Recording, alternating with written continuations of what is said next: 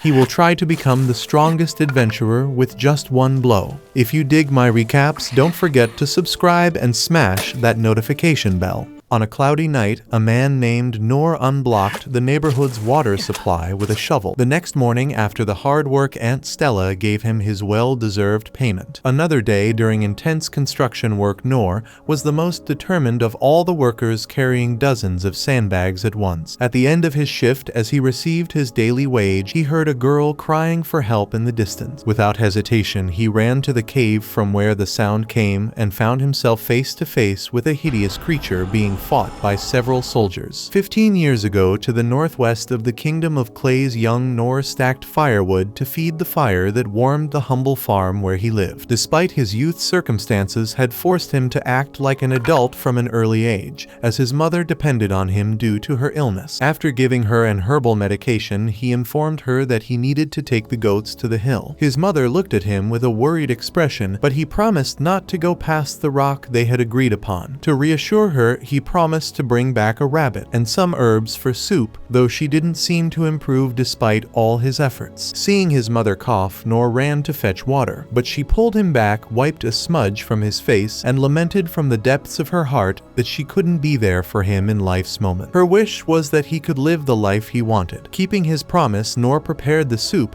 and informed his mother that it was ready. However, when he brought her a bowl, he realized the worst had happened. At dawn, the boy buried his mother in the backyard next to another grave he had made with some stacked stones and flowers. Tears streamed down his face as he lost someone so important, but the determination of this child was beyond imaginable. After wiping his face, Noor continued with his life as it had always been. Working in the field and his usual hunting provided his food and kept him sane in the terrible conditions he faced, but he managed to cope through dedication and hard work. Contrary to what one might expect from a boy his age, he even found time for studies amidst all the physical labor he was required to do every single day. During dinner, he looked at the other side of the table and saw no one there. To keep from getting discouraged, he focused on his bowl of food. One night after a fall, while reaching for a specific book he wanted, Noor began to flip through its pages and a memory instantly came to his mind. A few years ago, his father had told him a bedtime story about an adventurer who defeated a giant dragon with the help of his friends, learned magic from an ancient sorcerer, broke the curse of a forest, and was rewarded with an elixir that cures everything from the king of death. According to his father, no matter the difficulty level, an adventurer would always raise his sword against evil and injustice. Hearing this story made young Noor's eyes sparkle. Now, with the adventurer's tale in his hands, he recalled his mother's words about living the life he desired. At dawn, he placed fresh flowers on his parents' graves and announced that he was leaving the city for the first time in his life to become an adventurer. Without much ado, he bid farewell and set out on a journey that would change his life forever. A little further on, he saw two blocks made of a strange material in his path, but decided to pass through without thinking much of it. As he crossed the blocks, he unknowingly stepped through a magical line. When night fell, he camped somewhere in the forest and felt fear from the nocturnal sounds made by the animals, but he maintained his composure to prove to himself that he could handle it. After resting and continuing on his way, he saw the big city in the distance and was stunned by its magnitude. Gaining access to the inside of the walls, he wandered through the market, always wide-eyed and with a smile on his face. Following his path to his destination, he finally found the Adventurers Guild. However, the receptionist dampened the boy's enthusiasm by saying that it wasn't a place for children. Moreover, he reminded Noor that his parents would worry about him. Without hesitation, Noor said they were both dead. This statement caught the receptionist's attention, who then tried to help by saying that younger ones should go through the royal training school before coming to the guild. A few months later, eager to be one of them, the boys started practicing alongside other students. Some could conjure magic on their wooden swords,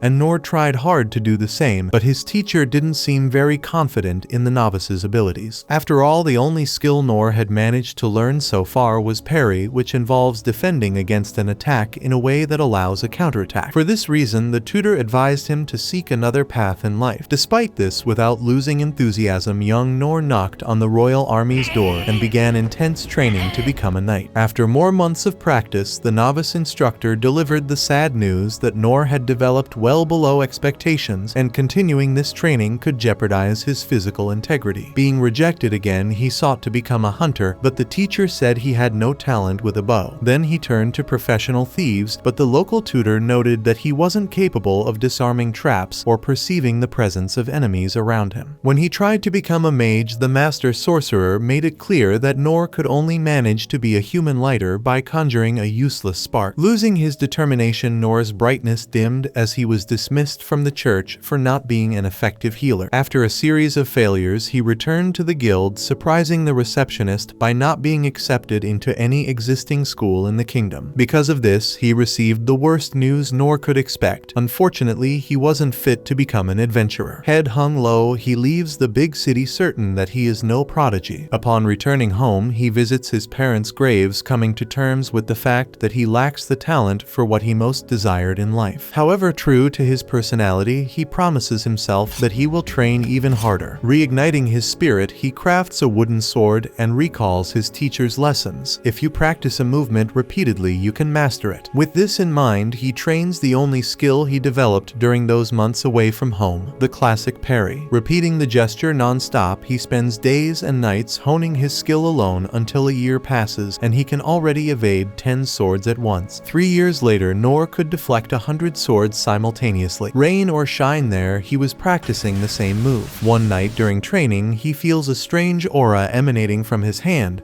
which drives him to train even harder. 14 years on, Noor can deflect 1,000 wooden swords, yet he knows no other skills, and the maturity that comes with age makes this fact weigh more heavily on him. Regardless, one ordinary morning, he visits his parents' graves and announces that this is his last attempt to live his dream. Arriving at the Adventurers Guild, the new receptionist looks over his record and learned skills, recommending the beginner's school once again. This time, Noor wants to skip it, but the girl can't register him with such a meager resume. Suddenly, the old guild master reappears, and Noor greets the man, though he doesn't remember who this young man is. After a sharper look, the master realizes it's Noor in the flesh, and the two sit down for a drink and chat about life. Noor explains he spent all this time training alone, but could only develop the parry. In response, the master explains there's a rank below E, which is rank F, where Noor can attempt to get a spot, but with conditions. Adventurers of this class can't take missions involving killing or venture outside the city to collect items. In essence, only simple nearby tasks for low-pay jobs that local beggars usually did to secure their daily meal. Despite this, without hesitation, Noor accepts the challenge, surprising the guild master. Thus began the days of the new rank F adventurer, filled with hard work wherever he went. The tasks he undertook were done with the determination he always showed in life's chores. Whether carrying junk or rescuing a cat, there was Noor fulfilling his objective while continuing to train intensely to advance in life. To his joy, this work time brought him some new skills, albeit not very strong ones like feather step or rock throw. Rank F or not, Noor had his adventurer's license in hand, and that meant he was living his dream, even if just nibbling at the edges. In his mind, it was more than he could ask for. Returning to the day, he encountered the monstrous bull, a creature he never thought he'd see outside the books he read before bed. The soldier's commander was giving orders to flank the powerful opponent. Their goal was to protect the girl who was trapped, and the officer managed to accomplish this, even at the cost of his life. With a single blow, that minotaur-like beast had crushed the man by hurling him into the wall. Noor tries to help the commander, but his life had already slipped away. Leaderless facing the monster, the soldiers attack recklessly, and they are mercilessly slaughtered one by one. As a result, the path to the girl is left open for the beast. Noor tries to protect her with rock throw. The stone thrown at the minotaur's eye enrages it, and it turns on the human to exact revenge. Running from the opponent as best he can, Noor knows he must use the only skill that can make any difference in this battle. Waiting for the right moment, he anticipates the bull's horn attack and uses parry to deflect the blow. Successfully, he sends the enemy crashing into the wall, but it returns with even more fury. Noor continues using the same technique while his sword gradually breaks under the strain. Though he finds openings for a counterattack, he has no offensive skills, keeping him on the defensive. Worse still, the minotaur resumes its attack on the girl, so Noor uses his feather step and strikes as best he can with his sword, which breaks completely in the move. Even if he he never becomes a great adventurer, the boy at least wants to protect this defenseless girl before him. After all, as his father said, an adventurer is one who raises his sword against evil. Noor's strike has no significant effect, and he is attacked again. Even with his broken sword, he continues to defend with parry. To his surprise, one of his defenses sends the beast's axe flying back and beheads it. After being saved, the girl asks for the adventurer's name, but as he is no one important, Noor leaves without answering. More soldiers arrive to rescue Lady Lindbergh. Following this victory, walking through the city, Noor realizes that a creature, not even a demon, can pose such immense danger. Therefore, he decides he needs to train even more. The day after the bloody battle, soldiers gathered the bodies of those who lost their lives in the name of Lady Lindbergh, who paid her respects with a prayer. At that moment, Inez, the girl's bodyguard, arrived with concern and apologized. However, the noblewoman emphasized that it made no sense to ask for an escort on a test mission for the heir to the throne. Moreover, she herself had insisted on having no bodyguards. Following this, Lord Darkin requested that the noblewoman return to the castle immediately because Lord Rain wished to speak with her. At the castle, after speaking with Lindbergh, the Lord deduced that a minotaur, a demon from the depths of the abyss, had indeed been in the city. In this case, both Rain and Darkin agreed that someone was behind this, and Darkin had discovered that the source of the power that brought the monster was a ring found on the corpse of a merchant on the battlefield. Oaken the mage conducted research and found that the magical stone in this accessory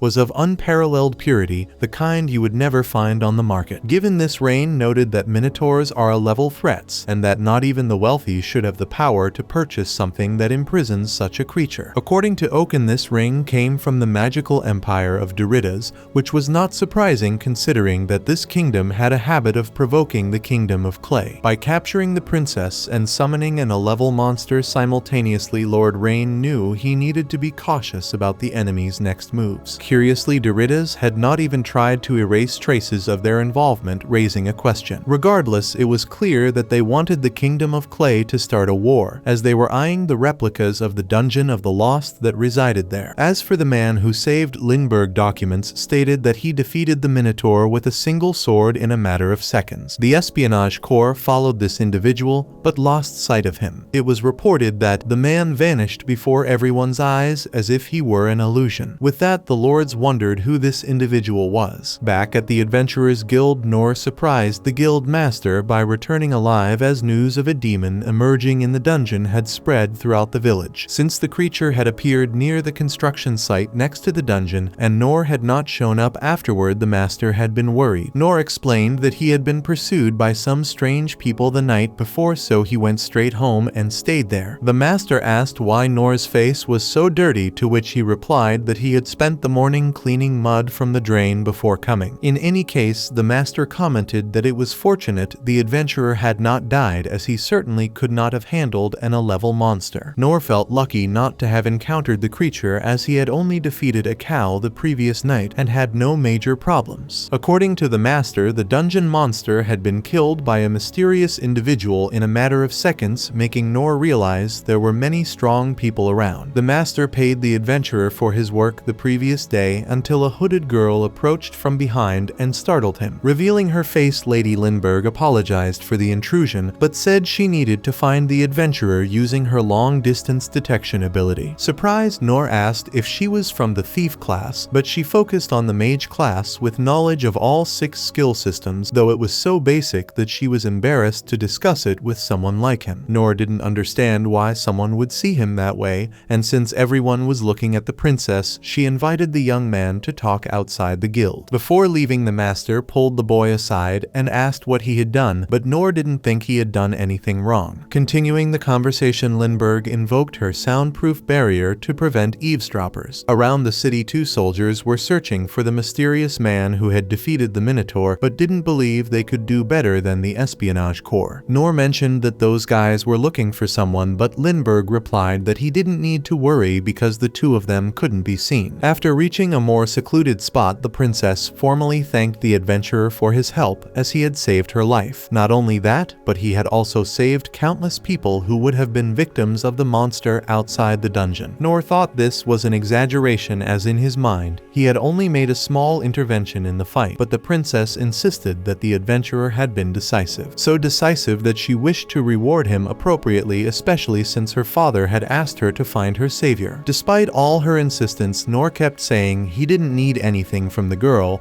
even though she emphasized that she was a person of status and could provide incredible things for him, like land for example. Once again, Noor wanted nothing in return, leaving Lindbergh speechless. Determined to give something back, the princess cried and declared she would not leave his side until she gave him what he deserved. This phrase reminded Noor of his childhood, when he would knock on the cleric's door and declare he wouldn't leave until he was trained. With that, he agreed to meet the girl's father since she insisted so much, but warned he didn't want anything extravagant. Happy Lindbergh used her abilities to conceal them both and begin the journey. Arriving at the clay mansion, Noor couldn't believe that such a large structure was the girl's home, as he had never seen anything like it before. By the way, the girl asked the adventurer's name and then introduced herself as Lady Lindbergh Clays, but since it was a long name, she preferred to be called Lynn. Ahead, Inez received her mistress, who asked where her father was. The knight informed her that he was in an audience with Lord Rain, and with a stern face asked who the man behind her was. Lynn explained that he was the adventurer who risked his life to save her the previous night, while Noor wondered if this woman was some sort of servant, but couldn't imagine her doing laundry in all that armor. Besides, the woman was clearly keeping an eye on him. On the way, Inez was escorting the princess to her father when another knight appeared in front of them, pointing his lance at Noor's face, who started to fear the craziness of the people in this house. Inez asked Gilbert to calm down because this man was a guest of Lady Lindbergh. Gilbert laughed sarcastically, assuming this was the guy everyone was talking about, even though he didn't see him as someone special. Inez told him to stop being rude and invited him to join the walk, saying the more escorts the better. Meanwhile, at the audience with Rain,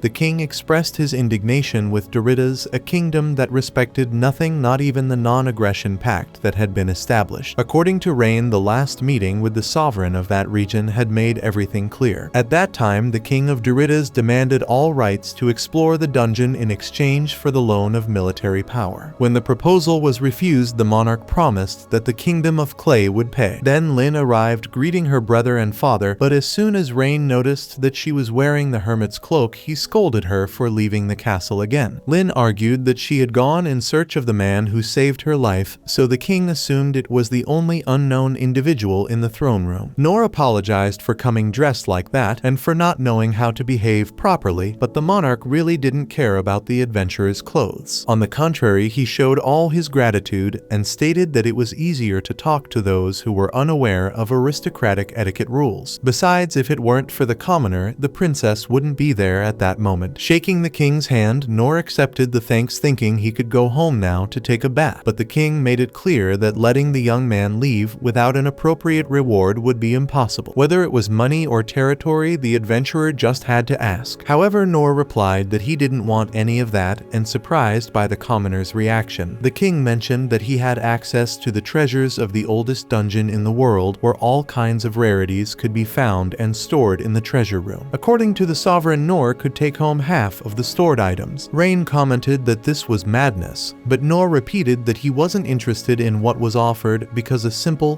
thank you was good enough. Thus, the monarch tried one last time by pulling out a sword from behind the throne, one the size of himself, making his son complain again. However, the king understood that this weapon had become a mere decorative object, so the commoner would make better use of it. Besides, no one would notice if he replaced it with the replica he had ordered. Holding the sword, Noor felt its weight and imagined it to be something of unimaginable value, so he believed he couldn't take it home, but the king downplayed the situation, saying it was just an item he had found on a journey. With that, the adventurer accepted the gift, fortified his physique, and wielded the sword with impressive ferocity. Even more impressive was the fact that he could hold it with just one hand, a detail the monarch made sure to mention with joy and admiration. Speaking of which, regarding his daughter, the king personally asked Noor to teach Lynn to be stronger because the outside world was becoming increasingly dangerous, and he needed someone trustworthy enough to turn her into a true warrior. Noor argued that he had nothing to teach the girl and that she should choose her tutor herself. The king laughed heartily and agreed with the commoner's view, then dismissed him from the meeting. On his way out of the mansion, Noor couldn't help but think he was taking home an object of inestimable value, even though the king had insisted it was just a piece of charcoal. In any case, the boy realized that this weapon had the exact width of Aunt Stella's drain, so it would be the perfect shovel for for a sensational cleaning. At that moment, Inez approached the adventurer and asked for a moment of his time. First of all, she apologized for her suspicious attitude towards the one who saved her mistress. Embarrassed by so much formality, Noor asked the woman to stand up, then she emphasized that her duty was to protect the Clay family at all costs, so she wanted the guest to understand the more discerning way in which outsiders were received at the mansion. With that said, she introduced her full name: Inez Harness, Vice Captain of the Clay family's Choir of Knights. Long ago, she was known as the Divine Shield, given her efficiency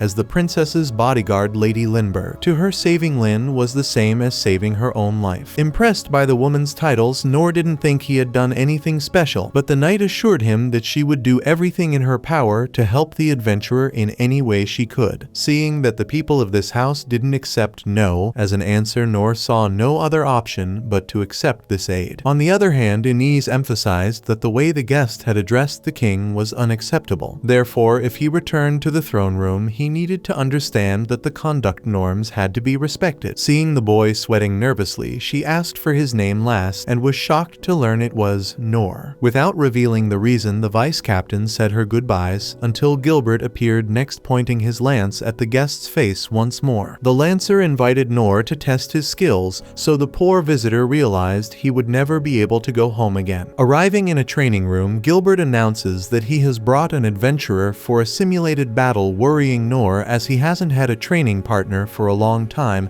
and doesn't know how to act. Calling Noor Mr. Hero, the lancer asks the young man to choose any weapon he likes. So with a wooden sword, the visitor gets ready to start the match. Without ceremony, Gilbert launches his first attack with a staff that has no sharp tip, which is easily deflected by his opponent. The way Gilbert controlled his steps along with his polished movements impressed Noor. Nonetheless, being honest with himself, he couldn't understand how this warrior could be so slow. Humble, Noor considers that the royal knight might be going easy to avoid embarrassing the guest, so he asks for a moment to tell his opponent not to hold back so much. Upon hearing this, the lancer promises to raise the level of the duel. Gripping his lance more tightly, he charges at Noor and keeps his promise, landing numerous blows with increased speed and precision. Yet he still fails to hit his adversary. This time, drops of sweat can be seen on Noor's face. However, he notices that Gilbert leaves himself open when attacking, as if provoking a counterattack. The member of the royal guard begins to get irritated by the fact that he keeps missing his target, but Noor continues to think that this is some kind of trap to catch him off guard. As time passes and the situation remains the same, Gilbert loses more and more patience and increases his speed, while Noor keeps asking for the level to be raised. Seeing the embarrassed reaction of his opponent, Noor realized that perhaps this really is the best the guy can do. Therefore, he considers that all this solitary training he did might have had a greater effect than he ever imagined. Irritated, Gilbert uses his first ability, Dragon's Tomb, to avoid the risk of leaving without having touched his rival. But when the smoke clears, Noor had evaded the attack without any risk. Awkward about this, the visitor surrenders and leaves, reflecting on what just happened. Meanwhile, in the training room, those present wondered how that guy was able to escape the Dragon's Tomb. The soldiers made excuses, blaming the blunt-tipped lance that Captain Gilbert used, which hindered the ability's efficiency, but the officer himself knew exactly what had happened. From the first time he held a lance, Gilbert discovered he had a talent for it. In no time practicing, the young man was known throughout the royal capital as someone unbeatable, and as he trained and polished his techniques, Gilbert grew stronger. Until one day, an elder from the village who followed the underground duels asked what the lancer thought of today's fight, and he confessed it was tedious. After all, no opponent had been able to face him for some time, and no matter how much he searched, the boy couldn't find a worthy opponent. According to rumors, the elder said that neighboring countries were moving to the capital in search of wealth and glory, and that perhaps it was time for Gilbert to take a step forward in his career, returning there to join the men who had that dream. Without hesitation, Gilbert returned to the royal capital and practiced his technique by hunting demons. Hearing that formidable warriors had joined the army, Gilbert challenged them all and defeated them one by one. However, none of this was enough. In the end, he still hadn't found a worthy challenger. Even in the face of the most terrible creatures in the region, every fiber of the lancer's body was moved only by the endless tedium of not seeing any being in front of him that could take his title of unbeatable. Over time, this feeling turned into anger and disdain for the weak who crossed his path. As time went on, one day, his instructor approached him and commented that people had nicknamed him Sovereign Lance. According to Gilbert, it was just a silly nickname without disrespecting the teacher, who was called Sovereign Sword. Seeing his pupils' distress, the swordsman suggested he face Ani's harness, but Gilbert thought she wouldn't be a challenge. In fact, he would love to duel someone like the instructor himself, who must also be tired of training these soldiers who have the same strength he had when he was a clumsy kid. Anyway, the teacher emphasized that his main mission is to protect the kingdom and prepare the men for it, because a war cannot be won alone, no matter how strong someone is. Besides, surely one day someone will appear who will surpass him. Gilbert imagines it's possible, and he hopes that person is more willing to duel against lower-ranked colleagues to rid him of his boredom. Returning to the present, Gilbert saw in Noor the chance to see with his own eyes what a man who defeated a minotaur can do and how he behaves. But at the end of the day, he noticed that the man acted strangely, insisting he didn't want titles of glory or lands for himself despite doing what he did for the king. Besides the discourteous way he treated the sovereign. Honestly, Gilbert didn't see in that man someone capable of killing a demon of that level, but nothing could erase from his mind what he experienced in the duel against him. Reality will continue knocking at the door of his mind, come what may, and this truth screams at every moment that Gilbert never touched his opponent during the fight. Near the end, when the Lancer saw in the dragon's tomb his chance not to leave there, humiliated, the adversary dodged the attack with the same ease. Thus, for the first time in his life, Gilbert felt defeated. To make matters worse, Noor gave up the fight to avoid embarrassing the captain in front of his subordinates, and Gilbert knows this feeling will hurt him until it's resolved. Speaking of which, as he raised his sword and withdrew, Noor confirmed that the two would meet again. As soon as the visitor left, the officer noticed the cracks in the ring left by the man. Returning home, Noor analyzed that if he hadn't used his physical enhancement followed by feather steps, he wouldn't have escaped that surreal attack. In fact, he believes he would be dead if the opponent hadn't held back the strength of that blow. In Noor's mind, Gilbert was teaching him that pride leads to death. Whatever the name of that night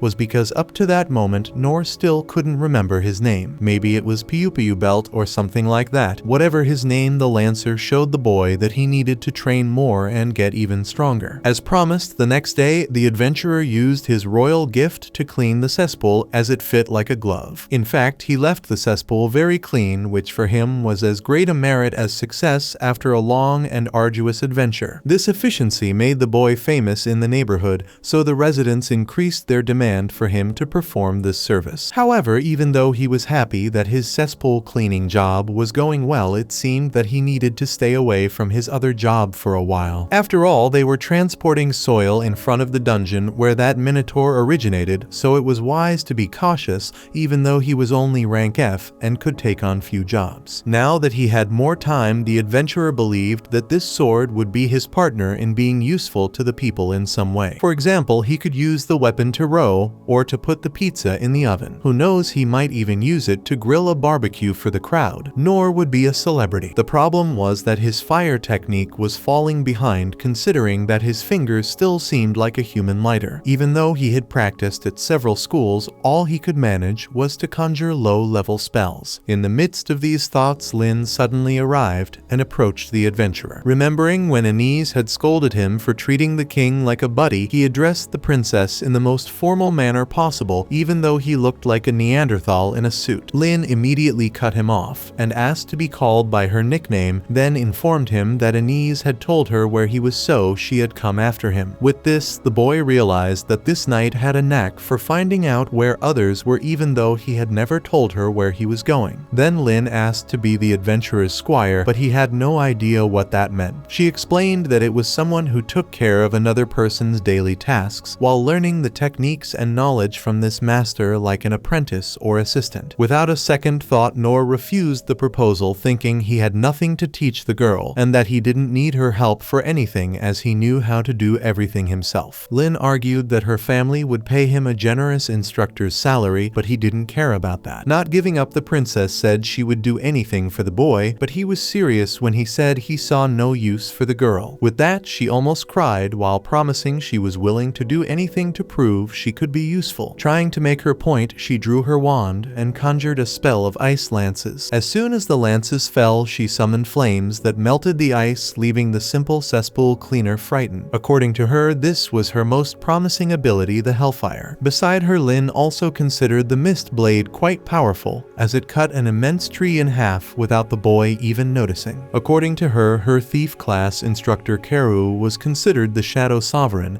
and had taught her this knowledge, but it didn't end there. Besides everything she had shown, Lin drew a luminous sword and performed the divine cut, which this time tore another tree vertically, something even more impressive. Proudly, the princess explained that this was the most brutal technique of a swordsman. Despite all this, Noor kept saying no to the little girl. Curiously, he felt like garbage next to all the things the child had shown and didn't understand how she could see him as some kind of tutor. To show that he wasn't capable of much, he lit his finger lighter and said it was the only magic he knew how to conjure. Returning home, frustrated, Lin reflected on how this kind of talentless warrior was just the type of legend the teachers told to encourage students. However, meeting Noor, she discovered this happens in real life. Remembering when Oken taught her the small flame technique, the mage increased the fire and explained that even the weakest spells could become stronger if you practiced them. Curiously, Lin began to practice this technique incessantly, but never managed to increase the flame. As ridiculous as it seemed, this magic required a lot of effort to develop, which is why she was impressed when Noor reproduced this spell, as the fire was bigger than Oken's, the greatest of the mages. At that moment, Noor explained that this level was the same for the other 5 skill classes, which for him meant he was terrible. But Lin knew it was extraordinary. As extraordinary as the fact that Noor had fought a minotaur with a simple sword and never bragged about his strength to others. On the contrary, he helped the community humbly. For this reason, Lin saw in Noor a strong man, both physically and mentally, strong enough to live alone on his own terms. One day, the princess would rule the kingdom alongside her brother